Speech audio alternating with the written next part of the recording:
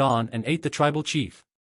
And warriors one by one, spitting out parts that tasted bad. Even as the lizardmen bore witness to the horrifying sight of their fellow men getting eaten alive, they couldn't do anything out of fear. Owen had also been among the lizardmen watching, and Owen was shrewd, just like Shunan had said. He knew what kind of attitude he had to have in order to survive and protect his family. Owen knew that it would be more advantageous to approach the son Shunan instead of the old and large alloy. Owen wasn't a warrior, but he would have been regarded as the wise one among his tribe. And he learned to be obedient at the present time. But still, reality hadn't changed. The two-headed fiend liked soft flesh. If old lizardmen were sacrificed, it would only kill them. And then it would demand the next sacrifice to be offered right away. Sometimes it would even secretly go after and swallow frogmen, saying that the lizardman's flesh was too thick. And on those days, the frogmen would hit the lizardmen and hurriedly sacrifice the children. So the reality is the two-headed fiend rules over the frogmen, and the frogmen rule over them. This won't change.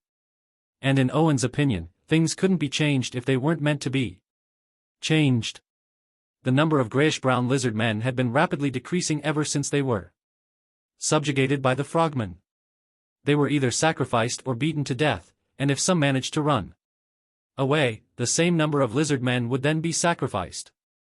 It was inevitable that Owen's child would be claimed someday. But the opportunity has come. It was worth enduring everything until now. Even though the size of the new lizardmen tribe was still unknown, their population didn't seem small, though he doesn't think they have enough to fight against the frogmen. According to the frogmen warriors, there were about 600 lizardmen. Owen had considered inciting a fight between the frogmen and the lizardmen, but he thought the 600 lizardmen would just be outnumbered, and it would be impossible for them to defeat the two-headed fiend. The black-scaled lizardmen wouldn't stand a chance should a battle break out. They were a barbaric tribe from a distant land and didn't even know what a bow and arrow was. In addition to that, the frogmen had a secret weapon. Even if their grayish-brown scaled lizardmen tribal chief and warriors had fought the frogmen, they wouldn't have stood a chance. Everything is already set in stone. So the only possibility that Owen could really hold on to was to let the black-scaled lizard to be sacrificed first, as they can live a lot longer time if that happens. He doesn't care about others, or even his own survivability. All he wanted was that his son lives a little longer. And a few days had passed on the side of Rockrex tribe. It had been several days since their first encounter with the frogmen. Since then, Rockrex clan and the frogmen had met 3 more times. And Rockrex clan was able to exchange quite a few items that they liked, and when the 4th meeting arrived, Rockrex clan had offered the frogmen a buffalo, which made Shunan happy to see a magnificent beast. And it's alive at that, and seeing Shunan's reaction. Rockrex again stated to him that this should be enough for the bow. But Shunan was hesitant about this. He knew they couldn't afford to give their weapons to the other tribe with just a few buffalo, but even before Shunan could respond, just like what Shunan had done, Owen stepped up to broke the tension off and suggested that before they could trade weapons, why don't they first get to know each other first? Plus they do not know anything about the black-scale tribe yet. So they would like to visit their village, then they might be able to gift them a bow. And the bow was in fact a secondary issue to Rakrak. While it would definitely become a useful tool if they learned how to use it, the large frogman tribe was the main problem. Even though the two tribes had gotten quite close, the frogmen had never shown them their village. Their reason was that Rockrex clan hadn't welcomed the frogmen into their village either. However, in Rakrak's opinion, he thought that because the frogman tribe was larger, they should be the ones to show their village first. With this in mind, he refused the offer that Shunan had gave. But the trade today wasn't for nothing, because as they were exchanging items, the lizardmen that were smart and had good vision would sneak a look at the bows and pretend to borrow and use it to take a closer look. But this approach had its limits. And so even with this, the arrow that they shot with their replica of a bow just flies about half as far as they shoot. It was not even close. This was the limit for imitated objects, even though they tried to imitate it perfectly. They can't seem to figure out what exact material was used to make the bowstring. It seemed like the tendons of a creature were torn and weaved back together when they saw it last time. And they only used one buffalo for practice. It'll be better if they kill and use a few more buffaloes. But the problem was that they can't. They used too many for the exchanges. So it seemed like there's nothing more they can do. This is the limit for now. And if they happened to use the tendons of a cockatrice, it would be too difficult for them to also get a hold of some. And the fifth meeting was underway, but they weren't thinking of bringing with them any buffaloes this time, but a piece of the large monster's shell. They realized that this piece of shell could only be damaged by Rakrak when God assumed control over his body. Not even iron or other tools could leave a single scratch. This mysterious shell was valuable on its own. But apart from that, it could be used to boast that they had killed such a monster. They might not believe it, but they'll likely become cautious at the least. And this was necessary since all of those frogmen acted the same as Owen. So there's no mistake that they're trying to play a dirty trick. The problem is they don't know how they're going to play it. But even though exchanges with the frogmen were underway, Rakrak always made sure to stay alert. It wasn't easy for the frogmen to scout around Rakrak's clan. And he knows too well that they must make some progress today. So he asked Jael if she checked if their people have collected a lot of the medicine that apparently treats itchiness well, to which she confirmed. And it was apparently easy, as the herbalist knew of a place where the medicinal herb abundantly grew. This was such a good news for Rakrak as he heard the Frogman tribe was currently suffering from an itching illness. But fortunately, no one in Rakrak's clan had contracted it. This might also be by the grace of the nameless beetle god.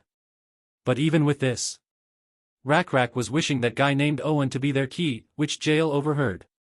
So she suggested to give that Owen guy a chance. This made Rakrak think for a while, but a suggestion coming from his wife was a big deal. So he considered it. Meanwhile, back on the Frogman's village, Owen was being choked by a boy as his plans didn't work out this time either.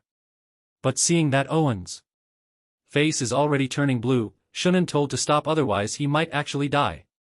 But a boy just continued as he was still dissatisfied with Owen, and seeing that he won't stop anytime soon.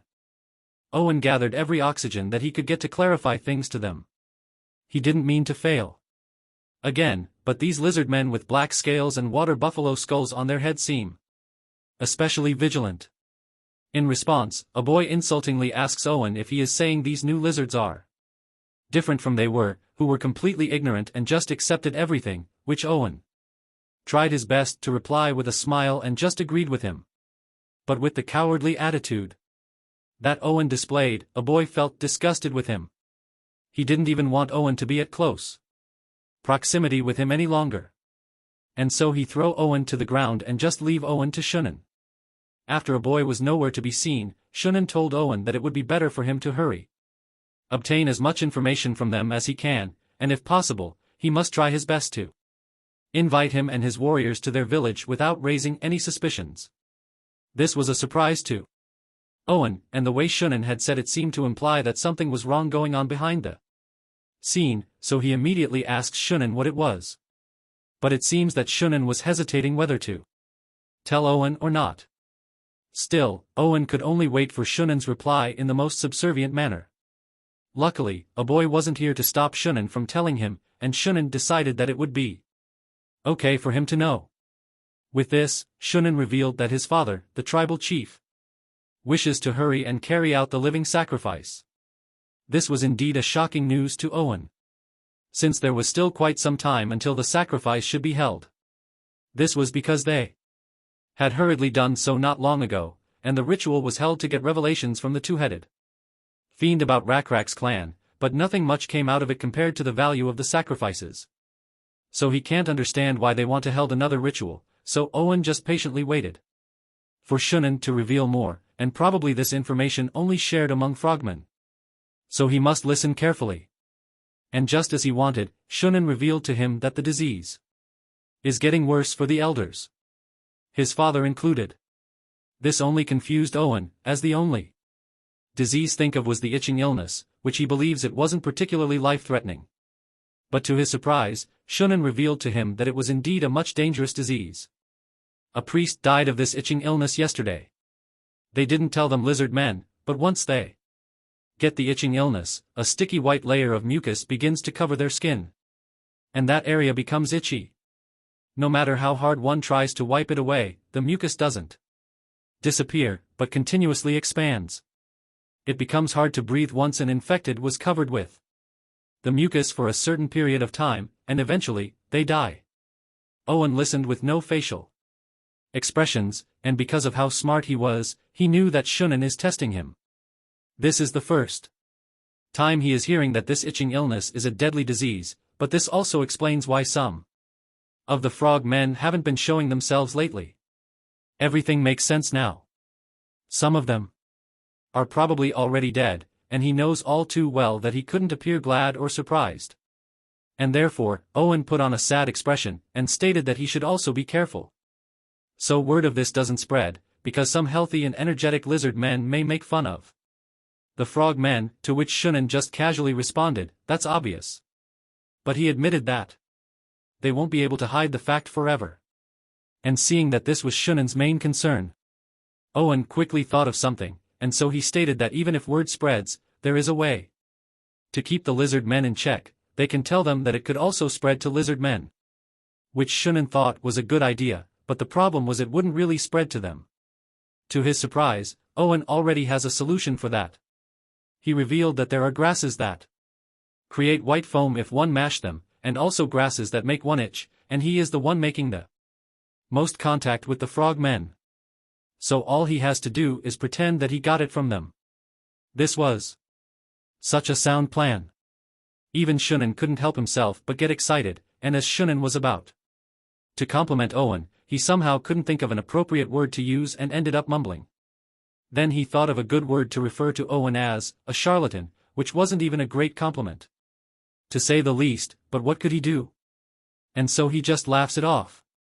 But as Owen thought he had overcome a hurdle, Shunan went closer to him and whispered that his father's itching illness is becoming worse. He is a strong man, so he is holding against the disease longer than anyone else. But he is slowly losing energy. He wishes to be treated by offering a sacrifice to the two-headed fiend, different from last time. They need a large-scale living sacrifice. They will need quite a lot. This time, he is not quite sure how much, but they might sacrifice as much as possible until it works. And his father was a bit sad that there were quite a bit of children in the huts in the middle of the island, and that they weren't being used as sacrifices. And it seemed that Shunan didn't think too much about the lives of the lizard men that were going to be abandoned anyway. However, Owen got shivers down his spine. He can't get the fact that these frogmen was planning to sacrifice them until it works. So he cursed at that damn two-headed fiend, as it was incompetent at doing anything. It's just a giant man-eating, commotion-making, and threatening monster. Just like how they are slaves to this freaking frogs. They are slaves to that monster. If it could cure the disease, it wouldn't have let them get it in the first place. However, Owen did not express these thoughts, and just stayed silent. But surprisingly, as his blood boils inside, Shunan promised that if he just lured out the black-scale lizard men, he will unconditionally exclude his children from being sacrificed. And just with these few words, Owen's rage instantly dissipate. He even thanked Shunan for this, and promised that he will do his best.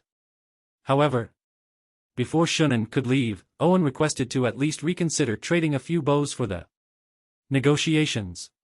This irritated Shunan, but before he could respond, Owen explained that he saw the Lizardmen's tribe leader get anxious like a child every time they showed him the bows.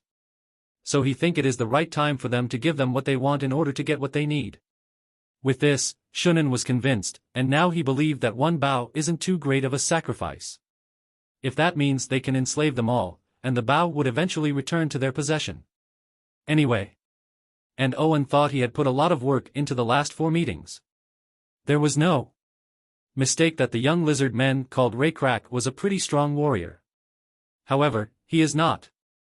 Sure, if he is a wise tribal chief, just because one is a good fighter doesn't mean one would be a good chief.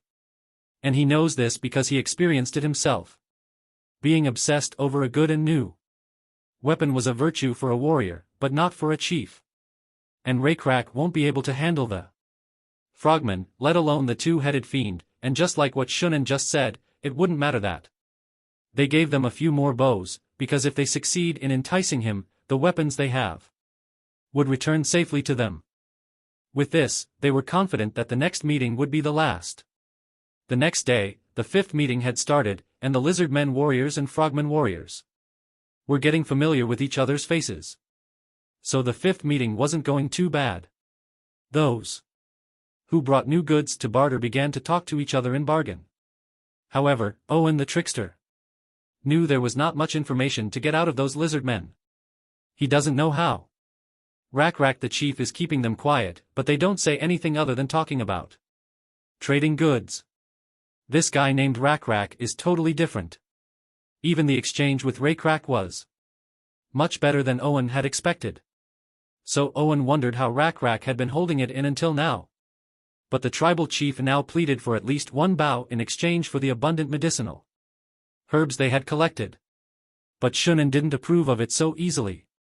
Even if he had approved to trade some bows yesterday, he was trying to get more out of Rackrack. And so he explained that he couldn't do just that for the time being, as they need a certain level of faith before trading weapons. But Rackrack already anticipated this, and so instead of just letting these frogmen walk all over them, he used this opportunity to get what he wanted.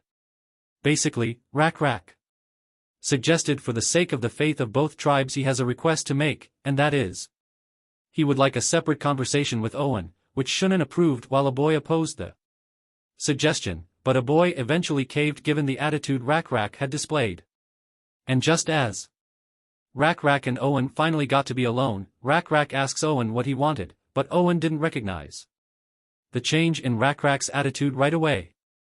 All Owen thought was that the time had come to say what he had prepared, so he stated that he wanted trust. And just as Rackrack began to wonder what he meant, Owen began to lie. He stated that before them, grayish-brown-scaled Lizardmen combined tribes with the Frogmen, they held a brotherly ritual. Before that ritual was performed, they hung out and shared good things with each other, and also spent time getting to know each other. So he would like it if he tells them more about their tribe, and he too will provide him with as much information about the Frogmen as possible. And Rackrack seemed to ponder for a moment on what to say, but he then noticed something on top of Owen's head and quietly laughed. Owen turned around to see what was going on, and saw a blue butterfly flapping its wings behind him, which made him wonder why there was a butterfly in this time of year. It isn't too warm yet. And there haven't been this kind of butterflies around here in the first place, so that's a bit strange. But after seeing the blue butterfly, Rackrack knew exactly what to do, and so he puts all his trust on his god's decision, and confidently tell Owen everything about him and his tribe. After the meeting was done, at the Frogman's base, Shunan was praising Owen for a job well done. Rackrack had told Owen almost everything about his clan and their village. That alone was already a great accomplishment, especially just for a single bow. Shunan couldn't even believe it. And so he asked Owen if those idiots of Alizards just said they would come to their village themselves. To which Owen confirmed, even a boy couldn't believe how foolish they were. And when they invited Shunan and a few of the Frogman warriors to his village, he thought it might be a trap. But it seems like they were just stupid all along. The Frogman warriors weren't able to go too far into the village, but they managed to confirm that everything Rackrack had said was true. Thanks to that, they learned the location and size of their village. They even learned about their medical history, and contrary to what the scout had said that the tribe consisted of about 600 people. In reality, there were about 300 people and only 30 warriors. This was such a great find that they couldn't even help themselves from stop smiling. However, Owen didn't smile, and just remained silent, and Shunan never thought Rackrack would come to trust them this much. A lot of it is thanks to Owen, so to reward him, he asked Owen what it is he wanted, which made Owen gulped. as this was the opportunity he had been looking forward to. But he remained humble and polite, as to not accidentally provoke these frogmen. He stated that he can only ask what Shunan had promised him earlier, but as expected, Shunan couldn't even remember what it was, and Owen wanted to strike the frogman in front of him for his bad memory, but held himself back. And just help Shunan remember, stating that if he succeeded in doing something big, he said he would allow his child to come out of the island and live with him. Shunan nodded, but a boy opposed it up front. Luckily, Shunan had a backbone to say otherwise, and he was confident that he can convince his father. He always thought it was necessary to show them lizard men that if they obey the frogman well. No, not only obey, but if they serve them well, there will be times where good things can happen. And even if him and his son's life was set to be difficult in the future, Owen couldn't help himself, but be thankful of what Shunan had done. A few moments later, Owen was at the same spot again, overlooking at the little island where his son was captive. But now, Owen's heart was full as he felt that his long, cherished dream had finally come true. He will now be able to live with his child. That's all he ever wished for. However, somewhere in his mind, he was hesitant. This was all Rakrak's fault. That tribal leader should have been more suspicious and more cautious, but even if he curses Rakrak for being foolish, he can't help but remember the writings that Rakrak had shown him, and the conversations they had about the different characters. Rakrak wrote down characters that he himself and a lot of the other lizard men in his clan had created and shared with each other. Then he explained the meanings to Owen. These primitive characters were very simple, and there weren't that many. Owen was smart enough to quickly memorize all of them. They're not just simple scribbles or hunting marks. He can combine them to express a different meaning. Just like talking, Rakrak then asked Owen, who was quietly listening to the explanations, if he is having fun with this. To which he responded that it is fun, but he doesn't know if it's useful though. And Rakrak immediately corrected him that it's definitely useful. They call these things writings. And he has to know their meanings to understand what is being written, which Owen initially thought was ridiculous since Rakrak was only stating the obvious, but even before he could finish his response, Owen trailed off, realizing what Rakrak's words meant. He's saying that he, who just learned them, and Rakrak himself know what the characters mean, but the other frogmen wouldn't know. And with this, he wondered why Rakrak wanted to tell him this, and not the frogmen, and it seemed as if Rakrak had read his mind. He answered Owen reassuringly that it's because of trust. The things they talked about earlier, the conversation they had about building trust. It wasn't between them, but between him representing the lizard men tribe, and Alloy representing the frogman tribe. However, the real trust he wanted to have is between the two of them.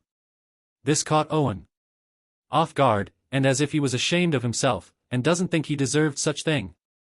Owen tried to laugh it off, and just deflect what Rakrak had said, stating that there is no need for that, as he was just someone in between the frogman and him. But even before he could continue, Rakrak called out his name, and with a serious tone of voice, he told Owen that they have exchanged trust today, but he does not trust the frogmen. He doesn't believe anything he said about them. He actually believes that there is a lot more to the story that he just said.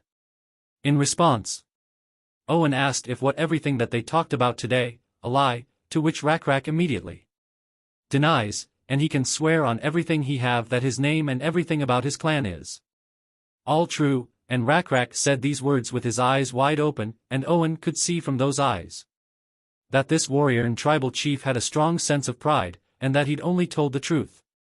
Owen wouldn't have been able to say that about himself though.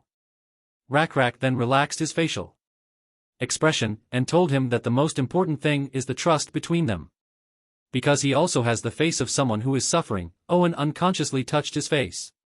As lizardmen had long snouts, they weren't a species known for their wide range of facial expressions, and seeing Owen's facial expression, Rakrak knew that he was on the mark, and so he continued, letting Owen know that he isn't alone, as they know much about suffering as much as he does. Him and his clan know very well what it's like being pushed aside and kicked out, and he saw that in him, and Owen exclaimed without realizing it, and so he quickly shook his head, and told Rakrak that he was not suffering. But Rakrak made him realize that only those who actually suffer say that, and then there was only silence between the two. To break off the silence, Rakrak lightly spun the wooden stick in his hand, and continued writing on the ground. One is an X symbol meaning not or no, and the other one was closely more like a square root symbol, which means lie or fake. And as Rakrak moved his hand, he noticed that Rakrak wrote the two symbols close together. So he pointed it out to Rakrak, with the way he wrote it. It says, "It's not a lie, thus it is true." This immediately impressed Rakrak as he never even thought about it that way, so he praised Owen for being smart, and because of this, Owen gave Rakrak a few ideas. And Rakrak thought it was a valuable discovery, while Owen found this moment strangely joyful and fun, but he realized his voice was shaking. He hadn't had a moment like this since getting enslaved by the frogmen, where he was so immersed in using his intellectual capabilities. It was the feeling wise individuals would get when they discovered a valuable innovation for their civilization. As Owen was telling his ideas to Rakrak, he vaguely thought to himself that it would be great if time would just stop right now, but that didn't happen. Time stops for no one. And so the time for them to get back to their respected group came, but before they could separate, Owen asked if there were nothing else he wanted to talk about, which Rakrak confidently smiled. That there is none. He believes that trust has been shared between them, and he has already seen the signals. This confused Owen, but Rakrak didn't say anything further and simply smiled with his teeth showing. Owen could sense that there was something behind Rakrak's appearance of confidence. But he couldn't tell exactly what that was. But even with this, Owen believes that he won't be able to win against this many frogmen in the two-headed fiend. In Owen's head, he thought that it would be hard for the 30 Lizardmen warriors to even make a small scratch on the two-headed fiend scales. They mentioned they've caught a huge monster before, but that kind of news is nothing to those who see a real monster all the time in their everyday life. So even though Rakrak had brought a big and hard piece of the ancient beetle's shell to the barter, the frogmen just saw little value in it, which disappointed Rakrak, so they didn't go ahead with the exchange. It might have been an object that a vagrant traded saying it was valuable. Frogmen also have lots of those kinds of things. Fangs the size of a forearm or leather that doesn't rot. They are fascinating objects. But they don't really have any value. They don't even know how to use a bow. Not to mention they don't have a secret weapon like the frogmen warriors. In other words, while Rakrak did seem more thoughtful than Owen first assumed, he still believed Rakrak was a naive chief. Rakrak shouldn't have trusted someone like him, and Owen thought he had made up his mind. However, as Owen was about to leave, he looked at the symbols that Rakrak had taught him for the last time. But this only made him wonder why Rakrak put all his trust on him. He is nothing but a charlatan. The next day had arrived. The symbol that Owen wrote was now barely recognizable. But Shunan was in a good mood, as Rakrak and his warriors came to the frogmen's village. He even welcomed them with such an enthusiastic demeanor, and Rakrak responded thanking them for their warm hospitality, and he hopes to deepen the friendship between their tribes through today's gathering, which Shunan happily agrees. Still, Shunan was concerned that Rakrak might be offended, since he took warriors with him just to greet them. And it's all because a boy, who refused to lower his suspicions to the end, kept saying that he had to bring 30 warriors with him to greet the Lizardmen, which left Shunan a bit dissatisfied. Fortunately, it seemed to Shunan that Rakrak did not suspect a thing. As Rakrak was more concerned that they were the ones who were armed, he even apologized as to Shunan first, and admitted that Shunan made them scared after telling them about the cockatrice, so a few of their warriors insisted that they should be armed, as it would have been a problem should they run into something like it on the way. Here without their weapons, which Shunan understood. But on the inside, Shunan just laughed at how stupid they looked, as he already told them that a spear like the ones they have wouldn't be enough to do anything to a cockatrice. It was also pointless for the Lizardmen to be armed with 3 of 4 spears because the frogmen used bows. The Lizardmen would only be able to throw the spears 3 or 4 times, but the frogmen each carried around 10 arrows each. With this, Shunan's impression of Rakrak plummets even more, and now he was more confident that he will get them all drunk in the middle of the banquet hall, and then will shoot poison arrows into their backs. The frogmen hadn't shown the lizardmen that, but they also carried secret weapons around their waists, other than their quivers of arrows. These secret weapons were living poisonous frogs. Neurotoxins were secreted from the backs of these poisonous frogs, and applying some of the poison to an arrow would grant it a strong paralyzing effect. Shunin felt happy at the thought of the big black lizard men in front of him helplessly collapsing.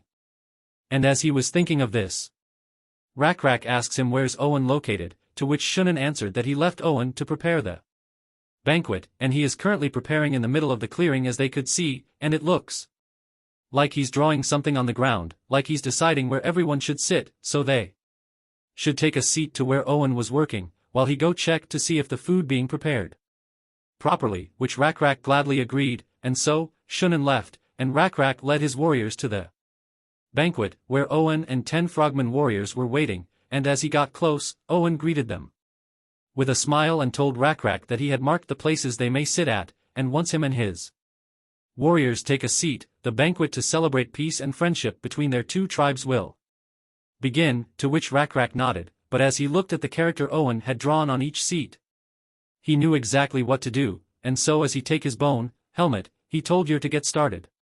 With this, Yer instantly pulled out the spear strapped to his waist, and his actions were so natural and slick that the frogmen surrounding the lizard men at the banquet didn't even notice what was going on, and so the sharp spear in Yer's hand just flew across the air like a lightning bolt and pierced a frogman warrior's head, surprising every frog within the vicinity. And with the blessing of insects they received, Rakrak's 30 warriors killed 10 frogmen warriors in the span of a breath, and Rakrak remained stone cold as he had already been prepared to fight the frogmen after their first encounter, where he had noticed a certain look on Owen's face. The face of suffering, and Rakrak wasn't the only one who had noticed. Some had read a face of submission, and others read a face of defeat. These weren't things that could be concealed through acting just because one wished to hide it. It might be because they are all lizard men. So there was no mistake in considering the frogmen as their enemy, and as the bloodbath begins, the lizard men and frogmen preparing for the banquet began running away, even Shunin also run away. So it seems like arrow will be flying soon, but they don't need to worry about arrows as they already devised a backup plan, and since everything was sorted out now, it was about time to get their plans into motion, and looking back at Owen, he noticed his expression. There is no doubt that he has mixed feelings about this right now. It's best to make a move in this case and not letting Owen just stupidly stand around, so he turns to him and told him that there is something he must do. And that is to get a torch from one of the bonfires surrounding the banquet and use it to burn down all the house. This surprised Owen because the banquet was held in the center of the village and was mainly surrounded by the lizardmen's houses, so that they could be surveilled.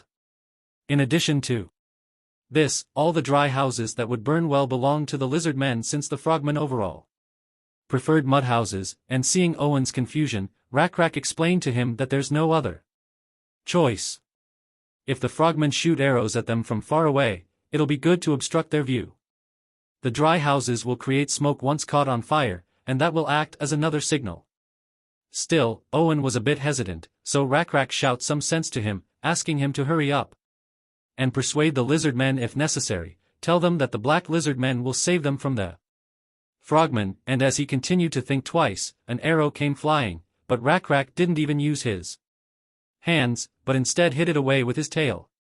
With this, Owen sees how dire their situation was. And so he went to action and do what Rakrak told him to do. Owen picked up a large firewood that was burning in the pit and ran. Once he checked that the first house was empty, he set it on fire. Right then, a group came pouring into the alley, startled.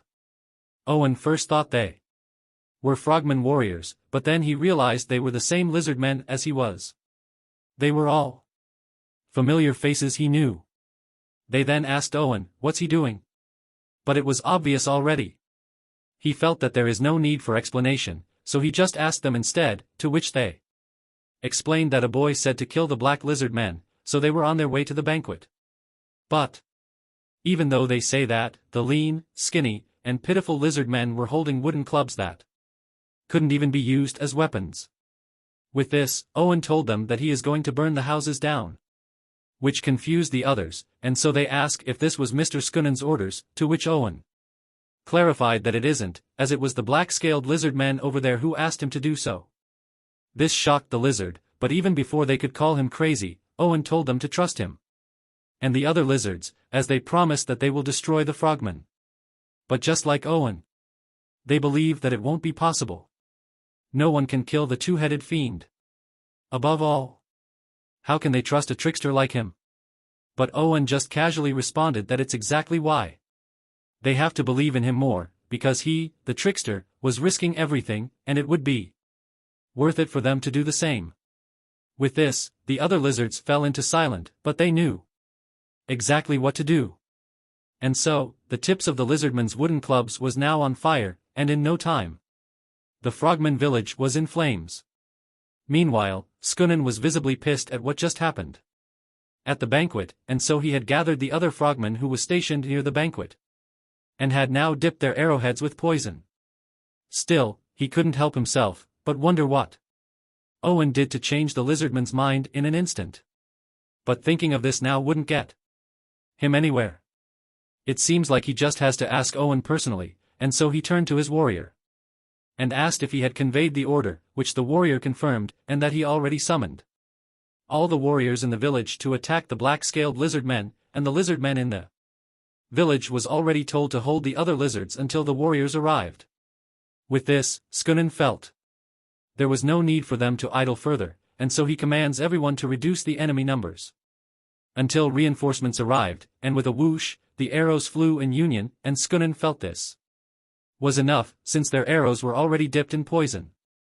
Even if they just brush against it, the enemy will die in pain, but little did he knew, the lizards they thought were foolish was already prepared for such an attack, as they had brought with them the scales of the defeated abomination and used it as a shield. But what's surprising even more was that the shield was so sturdy, and the arrows, which the frogmen had prided themselves on, were just rendered ineffective, bouncing off upon contact with the robust scale shields. This unexpected turn of events left all the frogmen utterly dumbfounded and at a loss for words, and this was all thanks to your who suggested such a protective equipment. Still, the frogmen were prideful, they couldn't just accept the fact that they were just outmaneuvered by what they considered primitive enemies, and so Skunnen commands the others to just keep shooting. However, even before they could take out another arrow from their quiver, Skunnen noticed smoke filling the air, causing him to look around in alarm, and to his surprise it's already everywhere, and the smoke was so thick that it obscured their view of the lizards, significantly reducing the accuracy of their bow attacks. This led him to wonder where the smoke was coming from, and so he investigated his surroundings, but he was only met by surprise, as he realized that the lizard men in the village had betrayed them, and all of this must be Owen's doing, and Skunnen isn't a fool either. He clearly see that they were at a disadvantage. So he decided to back off for now, but the others were hesitant. So Skunnen talked some sense into them, but to his surprise they were more foolish than he initially thought. They don't want to retreat as they just want to avenge their fallen comrades, but they were just met with the glaring eyes of Skunnen, and just with this, they realized that if the successor to the tribe leader were to be in danger, everything is over for the tribe, and so they followed Skunnen's orders, but as they prepared to leave, one of Aloy's henchmen asked if they are joining the warrior. A boy, but Skunnen had no such intention.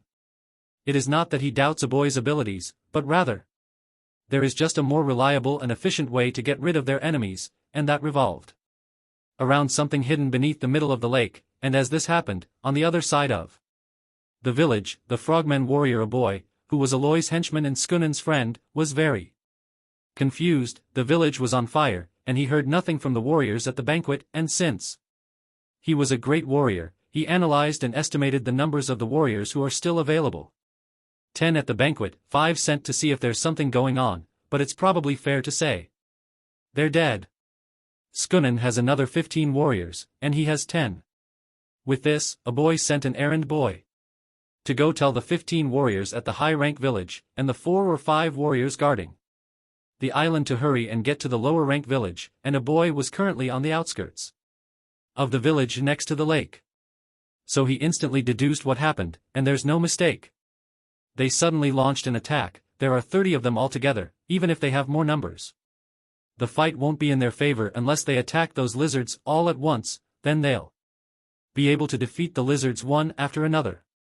However, a boy wasn't convinced that the situation was that bad. He didn't think the 10 warriors at the banquet would easily be defeated, and he had sent the other grayish-brown scaled lizardmen to besiege their enemies, so he assumed that the lizards should now be caught, and the grayish-brown lizardmen just need to buy some time, and if Skunnen, him, all the other high-ranked warriors who haven't caught the disease, and the few who are guarding the island come together, there will be at least 45 of them, so even if it will be difficult to shoot arrows because of the smoke from the burning village, each of them only needs to hit one. With this in mind, instead of getting nervous, a boy encouraged the warriors, telling them to pack the poisonous frogs, and have an arrow prepared, as they will move as soon as Skunnen arrive. And as a boy prepared the 10 warriors he had for battle, his intuition as a warrior seemed to be warning him of a coming danger. His heart was pounding just like the day they eventually killed the cockatrice, but a boy realized his intuition was no mere feeling. Something is definitely coming from beyond the bushes, and therefore he immediately raised his bow, aimed at the bushes, and told everyone to get ready to attack, but still a boy was puzzled as the bushes was at the opposite of where the village was. However, there was a chance the black lizard men had lied about the number of warriors they had, so he didn't let his guard down, and not even a moment passed by. A boy confirmed the bushes were moving, and so he shouted them to shoot as soon as something emerged from it. And the arrows coated with frog poison flew into the bushes at once, but the big thing that appeared from beyond the bushes didn't stop moving, and as it continued to reveal itself, the frogmen got so freaked out they froze in fear, but who could blame them? This thing was long and gigantic, and Manon was bigger than before, because the land they were in was rich in resources. But the errand girl who was with Joel was a bit concerned, so she pointed out to Joel that Manon got hit by an arrow, and it seemed like Manon was also eating an arrow, but Joel remained calm, as she was already used to Manon eating anything that comes near its mouth, as it was still a young drake after all, and it's reasonable that it had a habit like this because its teeth hadn't finished growing yet, but anyways, Manon complains a lot these days, so it was easily triggered. And the fact that the arrow doesn't taste good to him made him even more furious. So it lets out a powerful roar, which made the frogmen froze and kneel in submission. But it seemed that they hadn't even noticed the lizard men riding on its back. And so Joel lightly hit Manon's back, and pointed out to Manon all the buffet he could eat in front of it, which made Manon excited, so he immediately jumped at a boy, who was right in front of it. But a boy was an experienced warrior. He rolled backwards and took out an arrow while Manon stumbled. And the drake snatched the warrior next to a boy instead. The warrior's neck ended up stuck between Manon's teeth, and Manon chewed the warrior's head off, and with such display of brutality, a boy realized that the monster they are facing right now wasn't even comparable to a cockatrice. This one is so fast that it will be impossible to get a direct hit on the eye, so if they really want to make sure it gets poisoned, they have to throw the poisonous frog directly to the beast. And just what a boy wanted, the beast immediately ate the frog that he threw. After that the others followed, throwing all the poisonous frog to beast, which Manon didn't hesitate to catch it all with its mouth. However, a boy should have realized after the first arrows were shot that the drake didn't get poisoned. Even Joel and the other lizard were surprised of how dumb these frogmen were, and Joel knew well about poisonous frogs. After Rakrak's clan received God's blessing, poisonous frogs had become nothing but a savory meal to them, and when it came to resistance to poison and disease, the drake was much stronger than even the blessed lizard men, and so after the frogman was done, Joel provokingly asked the frogmen why they are giving their pet snacks. If they are trying to poison him, then they're out of luck. They should have realized by now that it's useless, and for the first time, a boy's feet turned cold. He felt what true fear was. And without any choice left, a boy charged at the drake, but Manon just easily gobbled his head, killing him on the spot. As the conflict raged on, Shunan led the 15 warriors away from the lower rank village, and they headed to the island in the middle of the lake. This decision was influenced not just by tactical reasoning, but also because he is a coward, and until now he had led a life that allowed him to conceal his cowardice. Meanwhile, Nebula watched the battle taking place in the village, and was satisfied, as he believes that there's no way his followers will lose. In reality, Raycrek's clan was strong enough to defeat the frogmen without much damage. Even if they fought equally head-to-head, because on average, the warriors of Raycrek's clan were 2 levels higher than the frogmen, and there was also a big difference in their abilities and blessings. Thanks to the blessings, the poisonous arrows had no effect. Also they have Manon, and with Jol and the errand girl riding on its back, Manon completely eliminated Oh-Boy and his warriors. Then he ran to the village and excitedly chased the frogmen away. The frogmen put up a poor resistance, and ended up stomped to death by Manon, which surprised Nebula as he didn't expect Jol would be the first to acquire husbandry, and eventually, the only advantage the frogmen had were the new weapons called bows and arrows, but Raycrex handled it well by gathering wisdom from members of the clan. The crude shield seemed in need of improvement, and there was no telling how long it would last, as there was no technology to permanently preserve organic matter yet, but it was useful for now, and Raycrek's side of things. He was glad that there's no casualty so far. In addition to that, Owen had faithfully carried out Raycrek's orders, and the Lizardmen, persuaded by Owen, stopped resisting Raycrex and his warriors, and instead set fires to the houses like Owen had told them to. There were even some who got inspired by Raycrek's warriors and started attacking the frogmen. This is an obvious development. The emotions they had been suppressing deep down had exploded. Once they saw, with their own eyes, the collapse of the system that brought them to their knees. Raycrex didn't stop those who were doing so, even though they were attacking non-combatants. And excluding the older and younger frogmen, there is still a considerable number of frogmen remained alive, and if the leader of the group coaxed and gathered the remaining frogmen to fight back, there was a chance Raycrex could fall into danger even now. However, Raycrex was skeptical about that part, because Shunan haven't returned to confront them, so it looks like Shunan really abandoned the village and ran away, and even though the situation was this tense, they can't even see a shadow from the great alloy that they have only heard of. Meanwhile, Nebula grinned sheepishly at Raycrex as he knew all too well that it was all because of his doing, but it wasn't as easy as he makes it to be. The Lost World was a complicated game. As nature's complex ecosystem evolved, and civilization developed, the relationship between cities, as well as the relationship between countries, would begin to reflect the various complex mechanisms of a capitalistic society, in addition to developing magic and divinity. And so tactics and strategies used to beat opponents were almost endless. But this wasn't a problem to Nebula, as he was good at following the meta, which was becoming the trend, but he also had what it took to create strategies to destroy meta. This was because following the trend wasn't enough to maintain a high winning score, and among one of the countless strategies Nebula created, there was one that used a disease. This might be one of the most powerful weapons throughout this game. A disease worked effectively at any era. And it was powerful with lower-level civilizations since treatment would be difficult, and even if the level of civilization was high, the rate of contagion would be too fast. Nevertheless, it was a weapon that would burden the player using it, as diseases are complicated, and they don't pick and choose who gets infected. If one wasn't sure if they could properly control the disease, it would rather be a dumb move to use it, but of course, Nebula was confident, and Nebula only had one disease in mind anyways, and if he was able to find it, that would be enough. And it was only a matter of time for Nebula to find the disease he wanted, using the many swarms of insects he had, and even though the maps of the Lost World were randomly generated, he was well aware of the overall shape of the continents, the variety of special terrains, the distribution of living things, and more importantly, he knew that the diseases wouldn't be distributed too far from specific locations, and so, around the time when Rock decided to leave the sacred land 100 kilometers away from them, Nebula discovered the disease. It applies to amphibian mucous membranes. It is highly contagious, slow onset, and fatal. All diseases have variants, but this disease had all the attributes Nebula wanted, and the most important thing is the fact that mycelium diseases only apply to amphibian mucosa.